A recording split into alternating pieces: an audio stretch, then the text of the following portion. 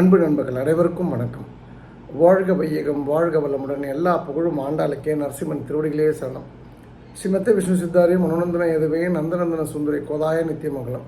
தென்னாட்டுடைய சிவனை போற்றி, என் நாட்டுக்கும் இறைவா போற்றி. பக்கத்து வீட்டுக்காரன்ற தலைப்பில் தான் இன்றைக்கி பார்க்க போகிறோம். அது பார்ப்பதற்கு முன் நம்ம ஆஸ் யூஷுவல் ஜென்ரலான விஷயங்களை பார்த்துருவோம். மதுரை ப்ரோக்ராமுக்கு நாளைக்கு சாயந்தரம் 5 மணியோடைய டெட்லைன் முடியுது.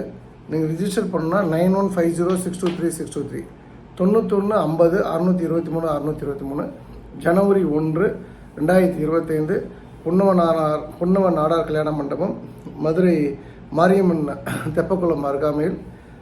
இதுக்கு வந்து டெக்னிக்கலாக கட்டணம் கிடையாது, 20 ரூபா மட்டும் பர் ஹெட்டு சார்ஜ் பண்ணுறோம். எதுக்குன்னா உங்களுக்கு அந்த இலவசன்ற ஃபீல் வரக்கூடாதுன்றக்காக.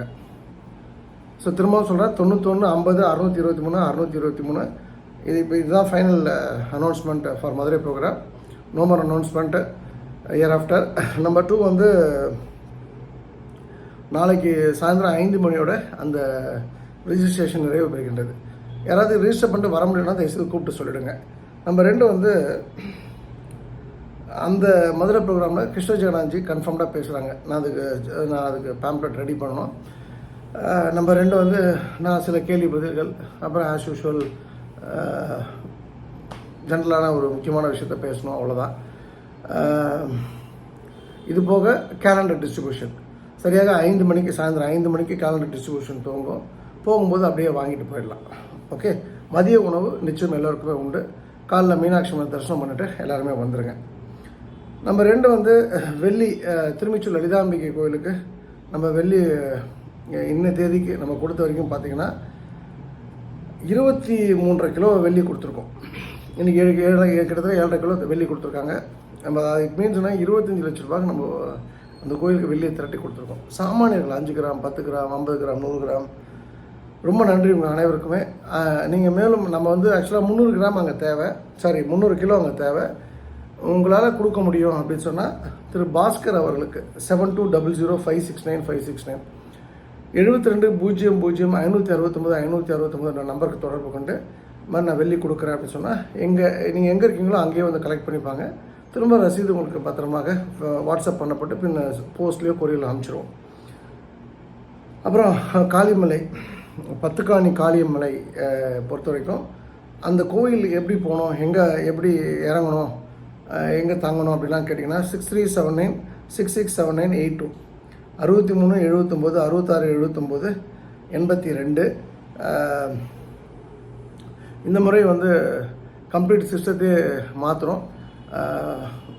ஆக்சுவலாக வந்து உடனடியாக நாங்கள் என்ன பண்ண போகிறோன்னா, டாய்லெட் ஒரு 2 டாய்லெட், ஆண்களுக்கு ஒன்று பெண்களுக்கு ஒன்று, கீழே தரைதளத்தில், அதாவது சமமான பகுதியில் இருக்கக்கூடிய ரோட்டில் 2 டாய்லெட் யாரும் யூஸ் பண்ணாத மாதிரி, பக்தர்கள் மட்டும் யூஸ் பண்ணுற மாதிரி எமர்ஜென்சிக்காக. மேலே வந்து பத்துக்காணி கோயிலுக்கு கீழே ஒரு கடை இருக்குது. அது பக்கத்தில் ஒரு 3 டாய்லெட்டு பெண்களுக்கும், 1 டாய்லெட் ஆண்களுக்கும் ப்ரொவைட் பண்ணுற மாதிரி ரெடிமேட் டாய்லெட்டுக்கு வந்து நேற்றே நான் சொல்லிட்டேன். என்னுடைய அன்பு சகோதரர் ஸ்ரீதர், குழித்துறையை சேர்ந்த ஸ்ரீதர் அவங்கள்ட்ட. அவங்க சோர்ஸ் பண்ணிட்டாங்கன்னா நாங்கள் பணம் பே பண்ணிட்டோம்.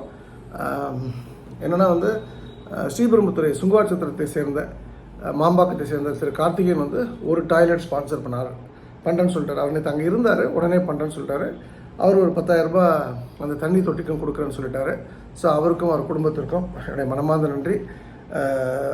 காளியோட அருள் அவருடைய செல்ல குழந்தை பவதாரணிக்கு எப்போதும் இருக்கட்டும். அந்த இது என்னென்னா வந்து பேசும்போதே வித்தவுட் அந்த க்ஷணம் யோசிக்காமல் பண்ணுறாங்க பார்த்தீங்களா, அதுதான் முக்கியமான விஷயம். நான் வந்து அங்கே அவர் அதே போல் சோலார் லைட்டும் நான் கொடுக்குறேன் அப்படின்னு சொல்லிட்டு, இப்போ நம்ம எப்படி வந்து கிரிவலத்துக்கு வந்து ரஜினிகாந்த் 94 வந்து லைட்லாம் கொடுத்தாரோ, அதே போல் நாம் இந்த மலையில் முதல்ல என்ன விஷயம் அப்படின்றத நம்ம பார்க்குறோம். அடிப்படையான விஷயம் தண்ணீர் தொட்டியும் டாய்லெட் ஃபெசிலிட்டியும் தான். எவ்வளோ பேர் வந்தாலும் பெண்கள், ஆண்கள் எங்கேயாவது போய்க்கலாம், ஒன்றும் இஷ்யூ கிடையாது. பெண்கள் அப்படி இல்லை இல்லையா? அதனால் அதுக்கான விஷயத்தை நம்ம பண்ணணும்னு முடிவு பண்ணிருக்கோம். ஸோ 6 டாய்லெட்டும் சம்பவம் தான் நம்மளோட ஸ்கோப்பு. நம்பர் 2 வந்து அதுக்கப்புறம் படிப்படியாக மற்ற வேலைகள் பண்ணணுன்றது முடிவு பண்ணியிருக்கோம். இன்ஃபேக்ட் வந்து அந்த கலியல் பக்கத்துலேயே நிறைய ஹோட்டல்ஸில் கொஞ்சம் பெட்டரான ரேட்டு டிஸ்கவுண்ட்ஸ்லாம் கேட்க சொல்லியிருக்கேன். ஸோ அதுக்கும் அவங்க உதவுறேன்னு சொல்லியிருக்காங்க. மேபி நம்ம திருப்பரப்பு போகாமல் இங்கே ஏதாவது பெட்டரான மண்டபங்கள் இருந்தாங்கன்னா கோயில் பக்கத்தில் இருந்தாங்கன்னா போகிறதுக்கு வர்றதுக்கு ரெஸ்ட் எடுக்கிறதுக்கு சீக்கிரம் வந்து ரெஸ்ட் எடுக்கிறதுக்கு வசதியாக இருக்குன்றதுனால ஸோ 13ஆம் தேதி ஒரு பெருவிழாவாக இருக்கும். பெருவிழாவாக பெரிய விழாவாக பத்துக்காணி காளிமலை கோயிலில் இருக்கும். எனக்கு நேற்று வந்து நான் வேறு ஒரு ஜென்ரலாக ஒரு விஷயத்துக்காக ஒரு 4 பேர் சந்திக்கிறோம் பொதுவாக வேறு ஒரு பர்பஸ்க்காக. அப்போ அந்த ஊரை சேர்ந்தவர் ஒருத்தர் வரார். அப்போ நான் அவர்கிட்ட சொல்கிறேன், அது மாதிரி ஒருத்தர் எனக்கு மெசேஜ் அனுப்பிச்சிருந்தார். சார் என்னன்னு தெரியல சார், அந்த கோயில் போயிடுது ஒரு மனசு பேசுகிற மாதிரி இருக்குது. என்னவோ எப்போ சார் நீங்கள் எப்போ வந்து ரோடு போட போகிறீங்களோ படிக்கட்டு அமைக்க போகிறீங்களோ நாளைக்கு அமைச்சாலும் சரி எப்போ அமைச்சாலும் சரி என் சார்பாக உடனடியாக 1 லட்சம் நான் கொடுத்துறேன் அப்படின்னு சொல்லியிருந்தார். நாமக்கலை சேர்ந்த பெரியமண்ணிலே சரவணன். அந்த மெசேஜை அவருக்கு போட்டு காமிச்சோன்னே சரி சின்ன பழங்க தேம்பி அழகும் இல்லையா, எனக்குலாம் இப்போயே சங்கடமாக இருக்குது. அதாவது எப்படி ஆத்மார்த்தமாக அந்த கோயிலோட கனெக்ட் ஆகிருக்காங்க. அதாவது அது என்ன சொல்கிறது, எனக்கே கண்ணில் கண்ணீர் அப்படியே கெட்டி நிற்கின்றது. அது அந்த தாயாரை காதலித்தவனால் மட்டும்தானே அந்த மாதிரி ஒரு ஃபீலை கொண்டு வர முடியும் முகத்தில். அதை தவிர வேறு எதுவும் சிந்தனை இல்லை அப்படின்ற ஒரு விஷயந்தான். வேறு ஒன்றும் ஒருத்தவங்க 1 லட்ச ரூபா, அவங்க யாரும் வசதி இல்லாமல் சாப்பாடு இல்லாமலாம் கிடையாது. எல்லாருமே வசதியானவங்க, படித்தவர்கள், நல்லவர்கள் அப்படின்ற இடத்துல அந்த கோவில் எந்த அளவுக்கு, அதாவது இது வந்து யாருக்கு சொந்தம் அப்படின்றதெல்லாம் சின்ன சின்ன விஷயங்கள்லாம், ஒரு சின்ன பகுதி எங்களுக்கு சொந்தம்னு ஒருத்தவங்க போராடுறாங்க, பெரும்பகுதி எங்களுக்கு சொந்தன்றது அதான் உண்மை. எல்லாருமே ஒரே இந்துக்களுக்கு சொந்தன்றது ஒரு பக்கம் இருந்தாலும் அதெல்லாம் அந்த சண்டையெல்லாம் ஓரம் வச்சுட்டு நம்ம நேர்மையாக பார்த்தோன்னா இது போல் வந்து ஒரு சாந்தமான என்ன சொல்கிறது, ஒரு அதிகபட்ச வைப்ரேஷனை உள்ளடக்கிய ஒரு கோவிலை இன்னொரு முறை நம்ம பார்க்க முடியுமா எனக்கு தெரியல. நான் தான் சொல்கிறேன்ல, நான் இந்த ஆண்டாள் கோயிலில் வந்து சொத்துக்கே வழி இல்லாமல் நின்னபோது என்ன உணர்வில் இருந்தனோ அதே உணர்வு தான் இங்கே வந்து எல்லாமே இருந்தும் வந்து அங்கே அந்த தாயாரை பார்க்கும்போது அப்படியே ஒரு ஃப்ளோட்டிங் ஒரு ஒரு ஒரு ஒரு ஃபீலு. நம்பர் 2 வந்து அதை விட ரொம்ப முக்கியமானது அந்த தாயாரை பற்றி வேறு சிந்தனையே வரல. பொதுவாக கோயிலில் சாமி கும்பிடும்போது நம்ம எனக்கு கொடுன்னு கேட்கலாம் கூட ஏதோ ஒரு இடத்துல ஏதோ ஒரு விஷயம் நம்ம மனசுக்குள்ளே வந்து டக்குன்னு வந்து குத்திட்டு போவோம். இது நடக்கட்டும், பொண்ணு கல்யாணம், ஏதோ ஒரு விஷயம், பையனுக்கு யூஎஸ், ஏதோ ஒரு விஷயம் வந்துட்டு போவோம். நம்ம அது மாதிரிலாம் இல்லைனா கூட. ஆனால் அது போல் ஒரு சிந்தனை கூட இந்த கோயிலில் வரும். ஆண்டாள் கோயிலில் கூட அது போல் ஏற்பட்டுருக்கு. ஆனால் எங்களை அது போல் ஒரு எண்ணம், இது குழுன்னு கேட்கறதுலாம் ஒன்றும் இல்லை. ஏன்னா விக்கித்து போய் ஸ்தம்பித்து போய், அதாவது இப்போ ஒரு உதாரணத்துக்கு சொல்கிறேன், ஜெயலலிதா இருந்தாங்க. அவங்க வந்து ஒரு ஒரு உச்சக்கட்ட ஒரு ஆளுமை. அவங்க கட்சியில் வந்து ஒரு சாதாரண வந்து ஒரு பிரதிநிதி. அந்த அம்மாவை அளவுக்கு அதிகமாக காதலிச்சிருப்பாங்க, அவள் தெய்வமாக நினச்சிருப்பாங்க. அவனை திடீர்னு கூப்பிட்டு பக்கத்தில் நிற்க வச்சா அவனுக்கு எப்படி இருக்கும்? அவன் அந்த அம்மாவை பார்ப்பானா, கை காலெலாம் ஆடும், குனிஞ்சு போய் அந்த அந்த ஒரு விஷயம் உங்களுக்கு புரிஞ்சால் இது புரிஞ்சுக்கிட்டா அந்த விஷயம் புரிஞ்சுப்பீங்க. அது போல் ஒரு ஃபீல். அந்த நமக்கு கடவுள் மேலே நம்பிக்கை உண்டு. ஆனால் காளியை பற்றி எனக்கு பெருசாக தெரியாது. நான் உஜ்ஜயினி காளிக்கு நான் போயிருக்கேன். எனக்கு வந்து உஜ்ஜயினி காளி கோயிலுக்கு போகும்போது எனக்கு உதவி பண்ணது யாருன்னா அந்த ஊர் மேயர் ஒரு அம்மா. அவங்களுடைய கணவருடைய சொந்த தம்பி தான் இப்போ வந்து அந்த ஸ்டேட்டுடைய முதலமைச்சர் மோகன் யாதவ். அதாவது நம்மளை கூட்டு போனதே ஒரு சிஎம், ஒரு 4 மாதம் தேர்தல் வருது, அவர் சிஎம் வராரு. அப்போது நான் எப்படி பார்க்குறேன்னா, அப்போது அந்த காளியை கும்பிட்டாலே வந்து காளி கும்பிட்றவங்க எல்லாருமே இப்படி தானா அப்படின்ற ஒரு ஃபீலை கொடுக்குது. அப்போ கும்பிட்ற எல்லாரும் பணக்காரனா, பெரிய பொலிட்டிக்கலாக சவுண்டாக இருக்காங்கன்னா அந்த கேள்வியை நான் பதில் சொல்லலை. ஆனால் இந்த இடத்துல அந்த தாயார் வந்து ஒரு மெஸ்மரைசிங்கான ஒரு விஷயம். நான் தமிழ்நாட்டில் வேறு எங்கேயும் நான் பார்க்கல. அதாவது நான் அத்தாரிட்டி கிடையாது, நான் ஃபீல் பண்ணலைன்னு நான் சொல்கிறேன். அது சொல்கிறதுக்கு எனக்கு உரிமை இருக்கு இல்லையா? ஸோ அந்த வகையில் இந்த பத்துக்காணி காளி வந்து நம்மளுடைய இந்து மத கோயில்கள் ஒரு சுற்றுப்பயணம் போனோம், ஒருவர் உலகம் ஃபுல்லாக போகணுன்னா இது தவிர்க்க முடியாத ஒரு சக்தியாக நான் பார்க்கின்றேன். அது ஒரு இறைநிலைன்னு சொல்லுவார் வேதாத்திரி மகரிஷி, தத்துவ ஞானி அருள் தந்தை வேதாத்திரி மகரிஷி. அந்த இறைநிலையை நீங்கள் உணரணும்னா இங்கே வந்தால் உணரலாம். பேசாதீங்க, அங்கே வந்து சண்டை போடாதீங்க, ஹாப்பியாக இருங்க. நீங்கள் நடக்க வேண்டியதை நினைத்து கொண்டு அங்கே உட்கார்ந்துட்டு போங்க. அந்த மிராக்கிள்ஸ் நடக்குதா இல்லையான்னு பாருங்கள். இது சொக்கலிங்கம், நீ வந்து ஒரு 4-5 வாட்டி போயிருப்பியா? அதுக்குள்ளே உனக்கு நடந்துச்சான்னா நான் அதை சொல்ல விரும்பலை. அதுக்கு பதில் வந்து எனக்கு நடக்கலைன்றது உங்களுக்கு எப்படி தெரியும்? ஸோ அதனால் தயவுசெய்து நம்பிக்கையோடு போங்க. கொஞ்சம் சிரமங்கள்லாம் இருந்தாலும் ஓரிரு மாதங்களுக்கு கொஞ்சம் பொருட்படுத்தி கொள்ளுங்கள். ஒரு 3வது மாதத்துலேருந்து நீங்கள் எதிர்பார்க்குற குட்டி குட்டி பெட்டர் ஃபெசிலிட்டிஸை நிச்சயமாக கொண்டு வந்து அதை அது ஃபுல் டைம் ஜாமாக எடுத்து நான் பண்ணிவிடுவேன். I can assure you that. அப்புறம் இந்த கேன்சர் ஃபுட்டை பொறுத்த வரைக்கும் 96 பிச்சுமணி தான் இஸ் அ பர்சன். அதுக்கான நம்பர் 9677017455. காளி கோயிலுக்கு 6379667982. கேன்சர் ஃபுட்டுக்கு வந்து சென்னை இதுக்கு வந்து 96 770 17 455. அதே போல் வந்து மேல்மணியனூரில் வந்து நாம் வந்து 22ஆம் காலைல 10லேருந்து 1 மணி வரைக்கும் நம்ம ஒன்றா இருப்போம். அந்த இடம் வந்து சிவனருள் கல்யாண மண்டபம், விளத்தி ரோடு. சிவனருள் மண்டபம் வளத்தி ரோடு. அதுக்கான நீங்கள் வரீங்க அப்படின்னா அதுக்கான கூப்பிட்டு சொல்லிவிடுங்க. அது வந்து எப்படி அங்கே வரக்கூடிய பக்தர்களுக்கு நல்லது பண்ணலான்றதுக்காக சிந்திக்கக்கூடிய பேசக்கூடிய ஒரு கூட்டம் தான் அது. 91 59 51 66 69 9159516669. ஸோ இதை பொறுத்த வரைக்கும் இன்னொரு விஷயம் நான் சொல்லிட்டேன். அந்த கேன்சர் ஃபுட்டை பொறுத்த வரைக்கும் இந்த கோமதின்ற ஒரு அன்பு சகோதரி தான் அதை ஃப்ரண்ட் எண்ட் பண்ணுறாங்க. பேக் எண்ட் பண்ணுறது நாம் தான் வந்து நம்ம டீம். நான் இல்லை, நம்ம டீம்னா அதுக்கு யாரெல்லாம் 100 ரூபா 50 ரூபா அப்படிலாம் கொடுத்தாங்களோ அவங்க தான். இதில் என்னென்னா கோமதியோட முகம் எல்லாருக்கும் தெரியும் அங்கே வாங்குறவங்களுக்கு. அதுக்கு பின்னாடி இருக்க யாரோட முகமும் யாருக்கும் தெரியாது. கொடுக்குறவங்க யார்? இன்ஃபேக்ட் ஒவ்வொரு முறை மளிகை அரேஞ்ச் பண்ணி கொடுக்குற அந்த பிச்சுமணின்றவரோட முகம் அந்த அம்மாவுக்கு தெரியாது இன்ன வரைக்கும். அப்போ நான் நல்லா தெரிஞ்சது வந்து இப்போ நம்ம நேர்மையாக பண்ணதுனால அவங்க ஹாஸ்பிட்டலே கூப்பிட்டு நமக்கு ஒரு இடம் கொடுத்துட்டாங்க. அது ஒரு பெரிய ஒரு சக்ஸஸ். அது அங்கே வந்து எந்த ஒரு ஆண்டாள் பக்கத்தில் பெரிய பேனர் கிடையாது, எந்த ஒரு ஸ்டாம்ப்பு போட்டு அதெல்லாம் ஒன்றும் கிடையாது. இது முழுக்க இது ஒரு நல்ல நோக்கத்திற்காக செய்யக்கூடிய விஷயம். அந்த அம்மா சொன்ன விஷயந்தான், பசியோட கொடுமை அந்த அம்மாவுக்கு தெரியும். அதே போல் நான் பசி தாங்க மாட்டேன். அப்போது என்னை பொறுத்த வரைக்கும் அது ஒரு அல்டிமேட்டான சர்வீஸ். இன்னி கூட வந்து செய்யார் பாலுன்னு சொல்லிட்டு செய்யார் ரவி ஒரு பிஆர்ஓ, சினிமா பிஆர்ஓ, அவர் கூட இதை பற்றி பேசியிருக்கார். எனக்கு ஒருத்தவங்க லிங்க் அமிச்சு தாங்க பார்த்தேன். அதில் வந்து அது ஆல்மோஸ்ட் ஒரு பாதி விஷயம் இதை பற்றி சொல்லியிருக்காரு. ஒரு 2-3 விஷயங்கள் தவறாக இருந்தது. பட் அது எல்லாருமே ஒரு மனசை உழுக்கக்கூடிய ஒரு விஷயமாக அந்த செய்கையை பார்க்கப்படுகின்றது. அப்போ உங்களுக்கும் நான் சொல்கிறேன், சொக்கலிங்கத்தெல்லாம் மறந்துடுங்க.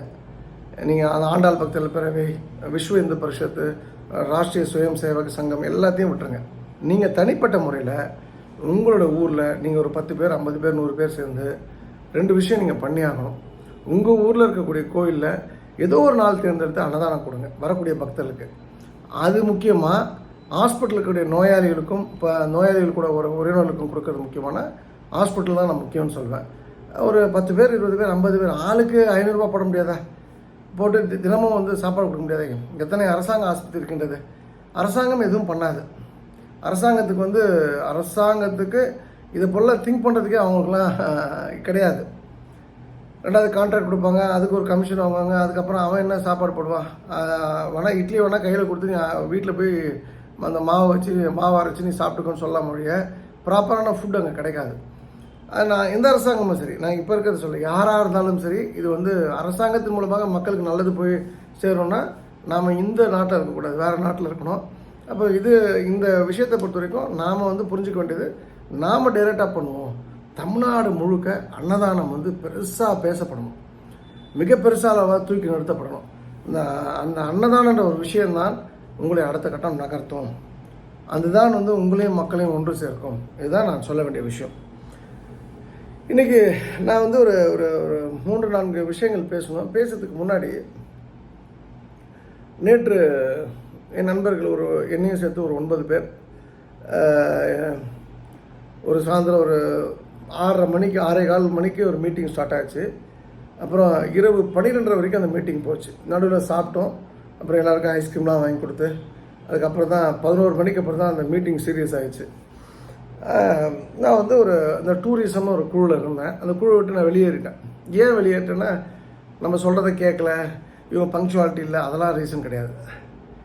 அந்த குழுவில் யாருக்குமே ஒரு கிளாரிட்டி இல்லைன்றது இல்லை. நான் யாரையும் குறை சொல்லலை. நான் சொல்கிற விஷயம் நீங்கள் புரிஞ்சுங்க, என்னுடைய பார்வையிலேருந்து புரிஞ்சுங்க. பணம் குறித்த தேவை இல்லை, பணம் குறித்த அறிவு இல்லை. எல்லாமே தானாக நடக்கும். இப்போ நம்ம வந்து ட்ரெஸ்ஸை களைஞ்சி போட்டால் பொண்டாட்டி துவச்சி போடுவாங்கல்ல வீட்டில், அதுபோல் இப்போ மோட்டர் போட்டால் தண்ணி வரல, இதெல்லாம் ஆட்டோமேட்டிக்காக நடக்கும்னு சொல்லிட்டு ஒரு 60 பேர் இருந்தாங்க. 60 பேரும் தனித்தனி தீவுகளாக இருக்காங்க. நேற்று எனக்கு ரொம்ப மனசு சங்கடமாக போச்சு. நான் வந்து ஒரு நோக்கத்துக்காக இது க்ரியேட் பண்ணியிருக்கேன். எனக்கு என்னென்னா வந்து மக்கள் வந்து கடவுளை நோக்கி போகணும், பரிகாரங்களை நோக்கி போகக்கூடாது. இந்த வாஸ்து, ஜோசியம், நியூமராலஜி இதெல்லாம் ஓரமாக வச்சுட்டு முழுக்க முழுக்க வந்து கடவுளை நோக்கி அவங்க நகரணுன்றதுக்காக தான் இந்த விஷயத்தை நான் முன்னெடுத்தேன். அப்போ யாருமே அதை பற்றி சிந்திக்கலை. ரெண்டாவது வந்து அவங்களுக்கு மார்க்கெட் ரியாலிட்டி புரியல. மூன்றாவது பங்க்சுவாலிட்டி பற்றி தெரியல. நாலாவது கமிட்மெண்ட்னா என்னன்னு தெரியல. ஐந்தாவது எல்லாத்துக்கும் மேலே ஓனர்ஷிப்ன்றது யாருமே எடுக்கலை.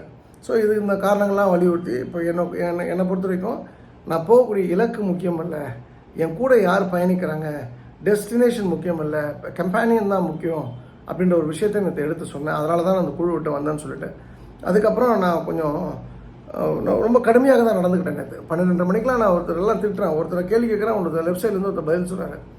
ரொம்ப நாளைக்கு அப்புறம் 2 கெட்ட வார்த்தை சொல்லி திட்டினேன். ஏன்னா அவனை கேட்குறேன், நீ என்ன பேசிகிட்டு இருக்கேன்னு சொல்லி சொன்னோன்னே அப்படியே அந்த இடமே வந்து நடு ரோட்டில் உட்காந்து பேசிகிட்டு இருக்கோம். அப்புறம் வந்து கிளம்புறேன்னு ஒருத்தர் சொன்னார். ஒருத்தர் சொன்னேன், மேலே போய் ஆஃபீஸ் இருக்குது, உட்காந்து எல்லாம் இதை டிஸ்கஸ் பண்ணலான்னொன்னே அப்புறம் அந்த 8 பேரும் போய் விடிய பேசியிருக்காங்க. அப்புறம் எனக்கு காலைல 7:30 மணிக்கு தான் அங்கேருந்து கிளம்பி போயிருக்காங்க. எல்லாருமே விடிய உட்காந்து பேசியிருக்காங்க.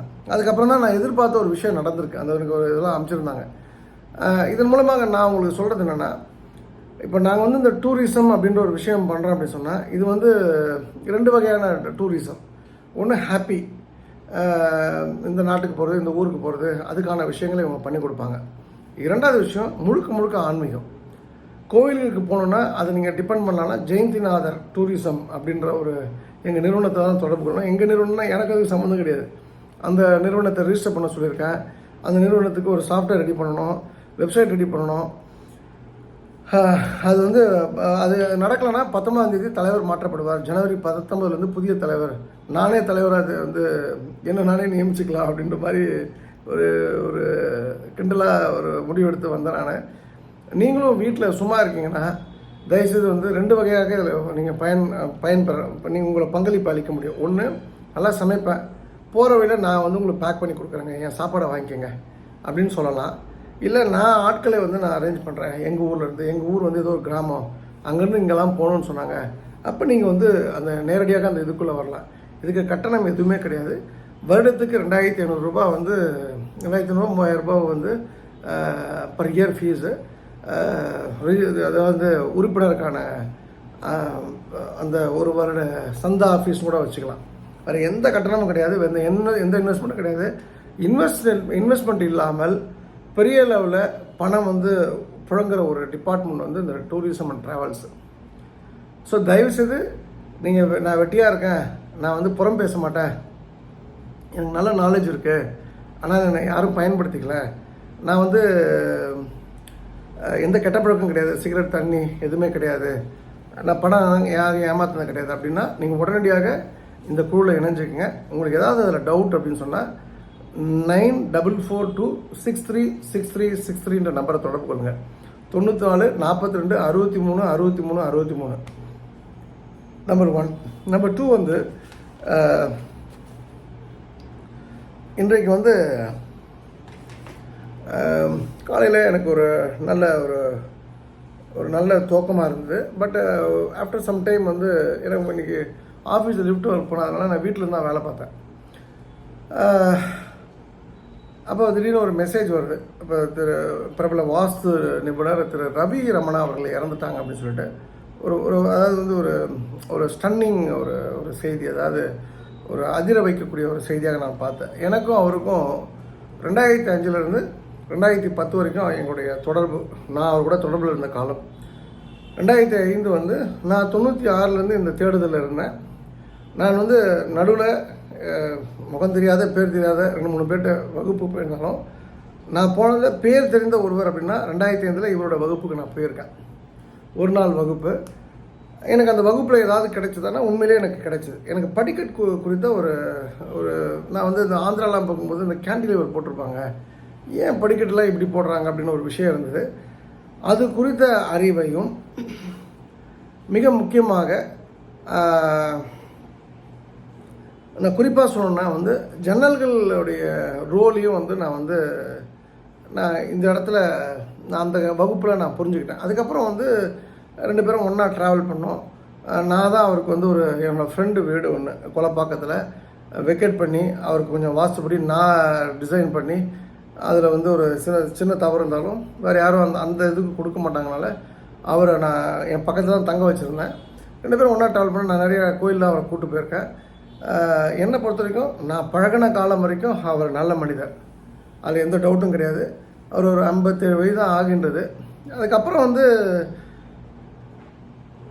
தொடர்பில் இல்லை. நான் அதுக்கப்புறம் நானும் அவரும் எந்த ஃபோனும் அதுக்கான நீடு அவருக்கும் இல்லை, எனக்கும் இல்லை. அதுக்கப்புறம் என்கிட்ட கிளாஸ்க்கு வந்த சிலர் வந்து அவர்கிட்ட கிளாஸ்க்கு போனாங்கன்றது எனக்கு தெரியும்.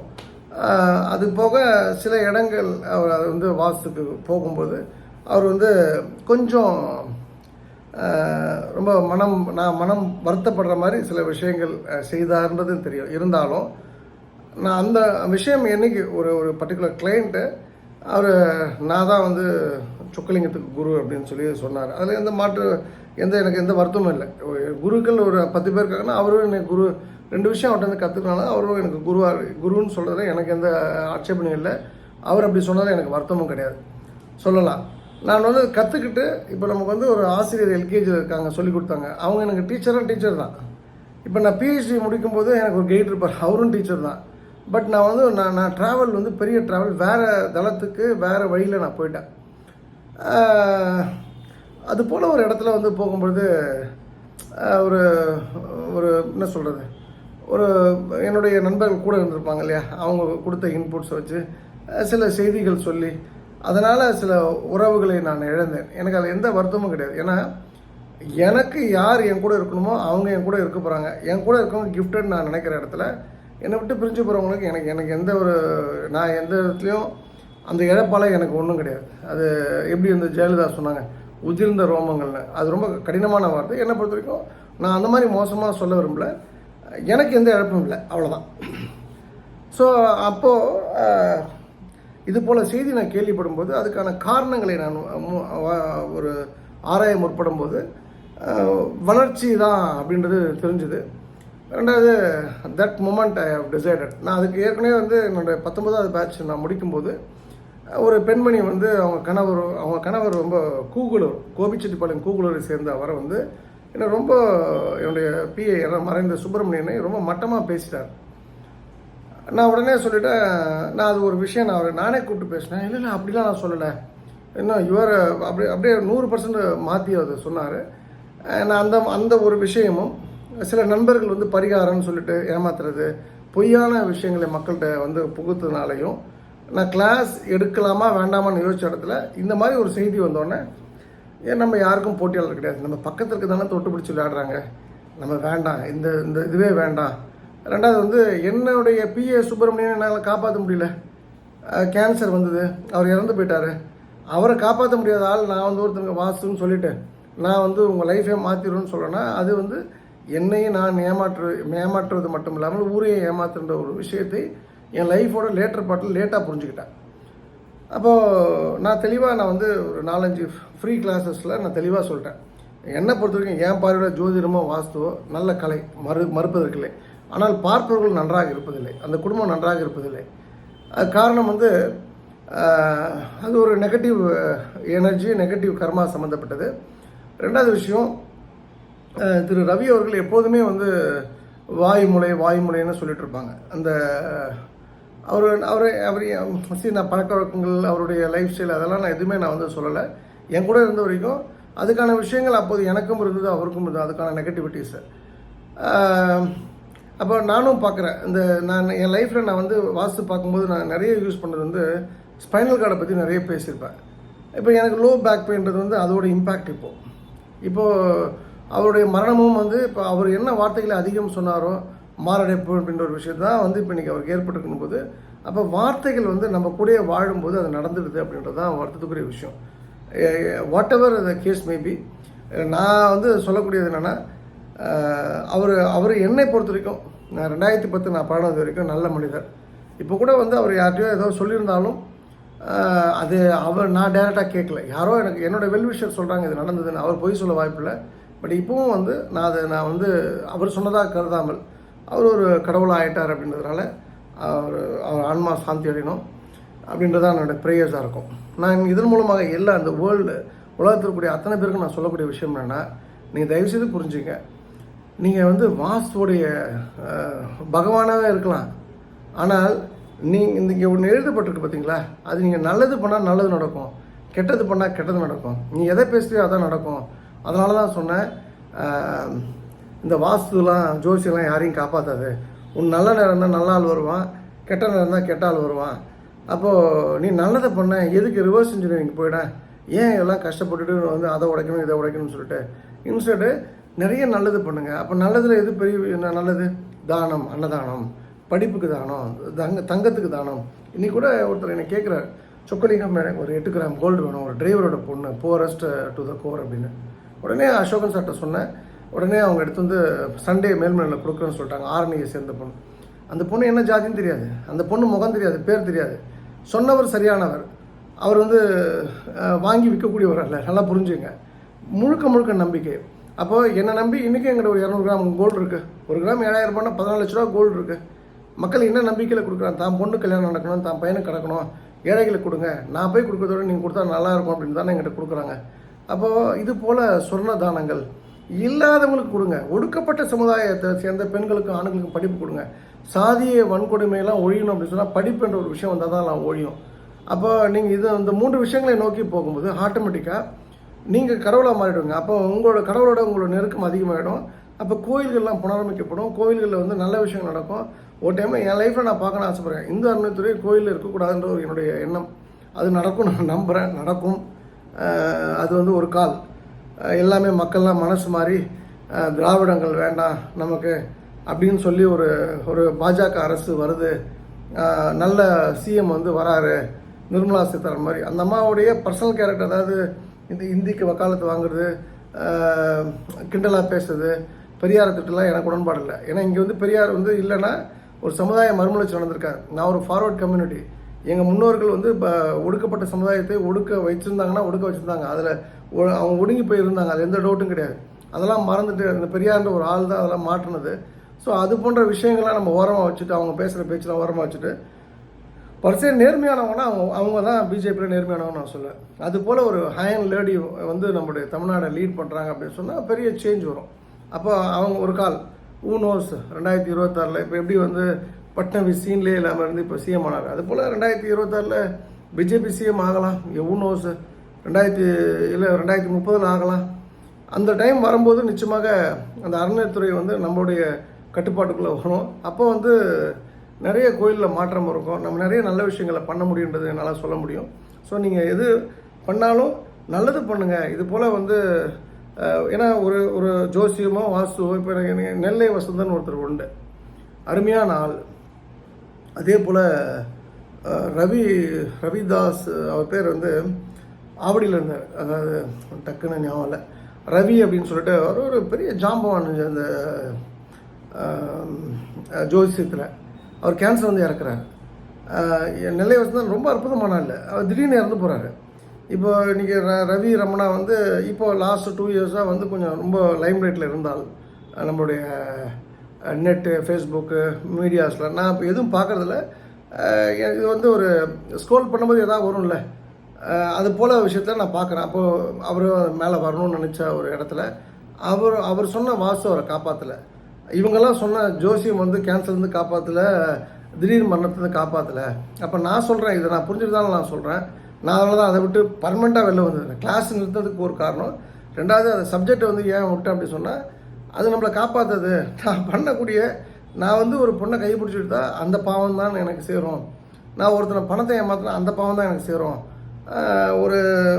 ஒரு சீட்டிங் 420 வேலை பண்ணுறேன், நான் வந்து இந்த இங்கே சங்கராமன் மாதிரி எல்லாருக்கும் கோர்ட்டில் கம்ப்ளைண்ட் எழுதி எல்லா டிபார்ட்மெண்ட்டுக்கும் மனு போட்டுட்ருக்கேன் அப்படின்னு சொன்னால் அது பாவம்.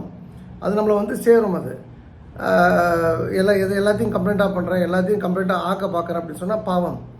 அப்போ இது போன்ற ஒரு செட் ஆஃப் லைஃப்லாம் வந்து நான் சரியாக புரிஞ்சுக்கிட்டதுனால நான் என்ன வந்து இனிமேல் இந்த தொழில் நமக்கு வர வேண்டாம், யாராவது இருக்கட்டும், பெரிய திடீர் சித்தர்கள் உருவாவாங்க. அவங்க வந்து ஒரு 10 நாள் கிளாஸ்க்கு வந்தப்புறம் தன்னோட சித்தர் 19ஆம் சித்தர், 20ஆம் சித்தர், 30ஆம் சித்தராக நினச்சிக்கிட்டு அருள்வாக்கு சொல்கிற மாதிரிலாம் இருப்பாங்க. அந்த அடி விழுந்து இப்போ நான் சொல்கிறேன், இப்போ என்னோடய நண்பர்களே வந்து நிறைய பேர் திரு ரவி ஐயா கிட்ட போயிருக்கலாம் வகுப்புக்கு. என்னோட 4 வயசு பெரியவர், ரொம்ப நாலேஜபிள் பர்சன் சில விஷயங்களில், கொஞ்சம் நல்ல எல்லா டிபார்ட்மெண்ட்டும் தெரிஞ்சால் அவருடைய லைஃபை செக்யூர் பண்ண முடியல. அப்போது அதுதான் வந்து லெசன் ஃபார் எவ்ரிபடி. இதுதான் எல்லா வாஸ்து விஞ்ஞானிகளும் எல்லா ஜோதிட விஞ்ஞானிகளும் கவனிக்க வேண்டியது. அவர் சோகால் ஜாம்பவனாக இருந்தவர், ஒரு வேர்ல்டே நம்பர் 1 சொன்ன ஒரு மனிதர் தன்னோட உயிரை காப்பாற்ற முடியல அப்படின்னு சொன்னால் அதுக்கு காரணம் என்னன்னு புரிஞ்சுங்க. ஸோ இதனால் வந்து இந்த கலையெல்லாம் வந்து சொல்லலாம், இது இப்படி பண்ணுங்க அப்படி பண்ணுங்கன்னு சொல்லலாம் மொழியா. அதை விட்டுட்டு நீங்கள் அதுக்கு அடுத்த ஸ்டேஜில் போய் உங்களை நீங்கள் வந்து ஒரு கணக்கம்பட்டி சித்தராக மாறி, பழனி அழுக்கு மூட்டை சாமிகள் மாதிரியே மாறி இந்த சப்ஜெக்டை வாஸ்து ஜோசியெல்லாம் சேர்த்து நீங்கள் பேசும்போது உங்களுடைய வீட்டில் இருக்கக்கூடிய வாழ்க்கை முறை, வாழ்வியல் முறை மிகப்பெரிய அளவில் சிதைக்கப்படும். இது உண்மை. ஸோ அதெல்லாம் விட்டுட்டு தயவுசெய்து தான தர்மங்களை அதிகப்படுத்துங்கள்ன்றது தான் என்னுடைய ரிக்வெஸ்ட்டு. இது ஒரு விஷயம். நம்பர் 2 வந்து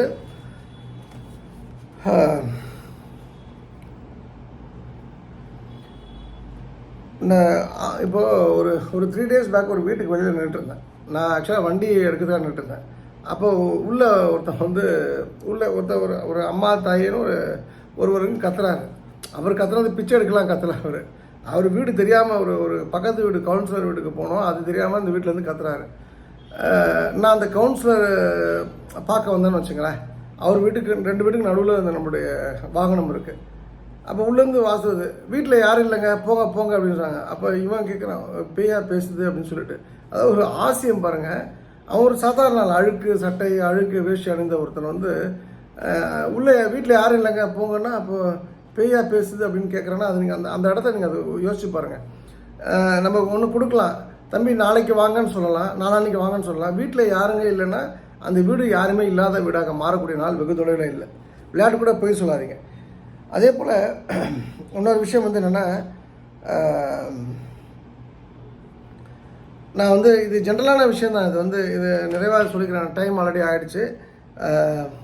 ஆண்டாள் கோயில் விஷயத்தில் நான் தீக்குளிப்பேன்னு சொன்னால் அதுக்கு என்னோட குருநாதர் ஸ்தானமலை ஆஞ்சிலாம் வந்து என்னை ரொம்ப வருத்தப்பட்டாங்க. எனக்கு ஒரு அன்பு சகோதரி யூஎஸ்லேருந்து அழுது மெசேஜ் அனுப்பிச்சாங்க, சித்ரான்னு சொல்லிட்டு, சித்ரா ஜெகநாதன். என்னன்னா வந்து ஆண்டாள்ஜி இப்படிலாம் நீங்கள் சொல்லக்கூடாது அப்படின்னு சொல்லி. ஆக்சுவலாக வந்து நான் என் ஒய்ஃபோட அம்மாவோட கணவரும் வந்து ஒரு மெசேஜ் போட்டிருந்தார், கூப்பிட்டு சொன்னார். நான் மற்ற 2 பேரும் சீரியஸ், என் ஒய்ஃபோட அம்மா இருக்காங்களே, அம்மாவோட வீட்டுக்காரோட மேட்டர் நான் சீரியஸாக எடுக்க மாட்டேன். ஏன்னா அவர் என்னை பொறுத்த வரைக்கும் வந்து அவர்கிட்ட நிறைய ப்ளஸ் இருக்குது, மைனஸ் இருக்குது. அதனால் அதை நம்ம விட்டுடலாம். மிச்சம் 2 பேரோட விஷயத்தை நான் சீரியஸாக எடுத்துப்பேன். அது மாதிரி ஒரு விஷயத்துக்காக சொன்னாங்க. அப்போ அந்த ஆண்டாள் கோயில் விஷயம் வந்து எல்லோரும் அந்த வார்த்தையை பாதிச்சிருக்கு. அந்த வார்த்தையை நான் திரும்ப பெற்றிருக்கிறேன். ஆனால் அட் த சேம் டைம் பிரச்சனை என்னென்னா, அந்த கோயிலை பொறுத்த வரைக்கும் யாருமே வந்து கருவறைக்குள்ளேயும் அடுத்த மண்டபத்துலேயும் போகக்கூடாது. அனுமதிக்கப்பட்ட ஊழியர்கள் தவிர, ஊழியர்கள்னால் அந்த பட்டர்கள், அந்த பிராமணர்கள் தவிர. பிராமணர்கள் மட்டும் போகலாமான்னா அதெல்லாம் நம்ம தனியான கதை. அது நம்ம வந்து விவாத மண்டலில் பேச வேண்டிய விஷயம். அது இங்கே இல்லை. இன்றைக்கி ரூல் அதுதான். நம்பர் 2, அதுக்குள்ளே வந்து பிறர் போகக்கூடாதுன்னா போகக்கூடாது. அதில் எந்த இன்னைய தேதிக்கு அதான் ரூலு. இப்போ நான் சொக்கலிங்கனாலும் அங்கே தான் கும்பிடணும், யாராக இருந்தாலும் அங்கே தான் கும்பிடணும். பிரச்சனை வந்து இளையராஜா தடுக்கப்பட்டதெல்லாம் சும்மா போய் இவங்க எல்லாம் அந்த மீடியாவில் சும்மா ஏற்றி விட்டது. நான் இங்கே அதெல்லாம் நான் வந்து பிரச்சனையே கிடையாது. அந்த கோவிலில் இன்றைக்கும் 3 பட்டர்கள் இன்னை தேதி வரைக்கும். நான் அந்த சர்க்கரை அம்மாலாம் வந்து நான் மேபி ஹைகோர்ட், இது ஆக்சுவலாக சேகர் பாபு பொறுத்த வரைக்கும் நான் ஒரு விஷயம் சொல்கிறேன். எனக்கு அவர் நல்லா தெரியும். ரொம்ப ஷார்ப்பான ஒரு அரசியல்வாதி தமிழ்நாட்டில் அப்படின்னு சொன்னால் நான் சேகர் பாபு அவர்கள் தான் சொல்வேன். நான் ஏன்னா அவர்கிட்ட பேசியிருக்கேன், பழகிருக்கேன். அவருக்கும் ரொம்ப க்ளோசஸ்ட், அவருக்கும் க்ளோஸு எனக்கும் க்ளோஸ். அப்படி ஒரு ஃப்ரெண்ட் இருக்கார். ஒரு 2 பேருமே, நானும் ஒரு 4 வாட்டி பேசிப்பேன், அவர் ஒரு 10 வாட்டி பேசிப்பார் இன்றைக்கும். இன்ஃபேக்ட் திருச்செந்தூர் பிரச்சனை கூட அவர்கிட்ட தவறுதலாக சில விஷயங்கள் சொல்லப்பட்டது. அப்புறம் நான் தெளிவுபடுத்திட்டேன். நான் கிளியராக மெசேஜ் போட்டு என்ன நடந்ததுன்னு சொல்லிட்டேன். அதோட அந்த பிரச்சனை முடிஞ்சுது. நான் அது பிரச்சனையை ஆக்க விரும்பலை. நான் அப்போ கூட வந்து அந்த கார்த்திக் அப்படின்ற ஜாயின்ட் கமிஷனர் இப்போ திண்டுக்கல்ல இருக்கார். அவரை நான் நேர்மையற்றவர் நான் சொல்லலை, அவர் நேர்மையானவர், அது எந்த டவுட்டும் கிடையாது. நேர்மையானவருக்காக தவறான ஒரு விஷயத்தை முன்னெடுக்க முடியாது இல்லையா?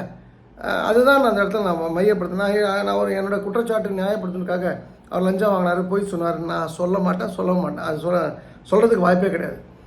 இப்போது நான் அந்த இடத்துல கூட வந்து நான் ஒரு கேஸாக போயிருந்தேன்னா நான் சில விஷயங்கள் பண்ணியிருக்கலாம். பட்டு தேவையில்லாமல் நான் ஏன் அதை பண்ணலை அப்படின்னு சொன்னால், நான் இப்போ சொல்கிறேன், ஃபஸ்ட் டைமு நீங்கள் வந்து இப்போ அறங்காவலர் அறநிலைத்துறையில் ஏகப்பட்ட அப்பாயின்மெண்ட்ஸ் நடந்திருக்கு.